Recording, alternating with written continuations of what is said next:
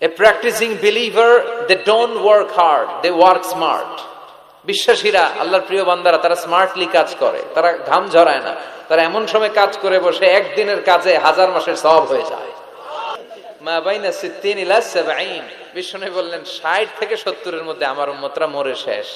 আহা, কি হবে আমার উম্মতের? আগের উম্মতরা তো অনেক হায়াত পেয়েছে। আল্লাহ বললেন নবী কাঁদবেন না, লাইলাতুল কদর খায়রুম মিন আলফি শাহর, ওদেরকে হায়াত দিছি আর আপনার উম্মতরে লাইলাতুল কদর দিয়েছি। ও নবী কাঁদবেন না, চিন্তিত হবেন না, বিষণ্ণ হবেন না, ফ্রাস্ট্রেশনে ভুগবেন না। তাদেরকে হায়াত দিয়েছি বেশি, কদর দেই নাই। আপনার উম্মতকে হায়াত দিয়েছি কম, এটা ঠিক, কিন্তু কদর দিয়েছি যেই কদরের রাত 1000 মাসের চেয়েও সেরা।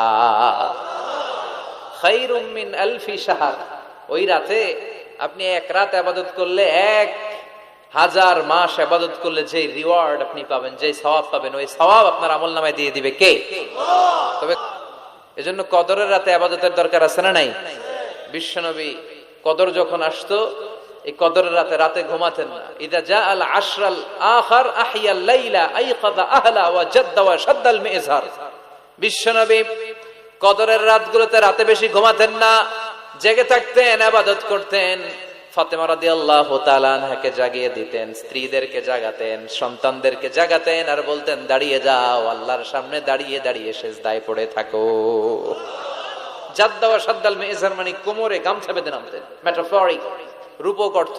এখন রূপক বোঝে না মানুষ, মেটাফরিক বোঝে না, আক্ষরিক অর্থে ব্যাখ্যা করতে চায়, এগুলো কপাল পোড়া, ঠিক কি না? বিশ্বনবী অনেক মেটাফোর ইউজ করেছেন, অনেক রূপক ব্যবহার ইউজ করেছেন। আমি যদি আপনারা বলি তুমি একটা বাঘের বাচ্চা, আপনি যদি বলেন হুজুর আমারে জানোয়ার বলে গালি দিলেন কেন? আপনি যদি বলেন আপনি আমার জানোয়ারের সাথে তুলনা করলেন, আমি তো আপনার জানোয়ার বলি নাই, আমি আপনাকে বাঘের যেমনি শৌর্য বীর্য আছে, power and strength and energy আছে, ওইটার সাথে আমি কম্পেয়ার করে আপনাকে বলেছি বাঘের বাচ্চা। তার মানে আপনি জানোয়ার না, আপনি শক্তিশালী। চিল্লা এখন ঠিক কিনা? কপাল পোড়া এগুলো, বুঝতে চায় না। আল্লাহ তুমি হেদায়েত দাও। তার মানে কদরের রাতে বেশি বেশি ইবাদতের দরকার আছে না নাই? আমরা পেলাম 365 দিনের মধ্যে শ্রেষ্ঠ দিন, কথা বুঝে নাই বোধহয়। 365 রাতের মধ্যে শ্রেষ্ঠ রাত, 12 মাসের মধ্যে শ্রেষ্ঠ মাস, শাহরু রমাদান আল্লাযী উনজিলা ফীহি। তার মানে 365 দিনের মধ্যে আরাফার দিন সেরা, 365 রাতের মধ্যে কদরের রাত সেরা, 12 মাসের মধ্যে রমজান মাস সেরা।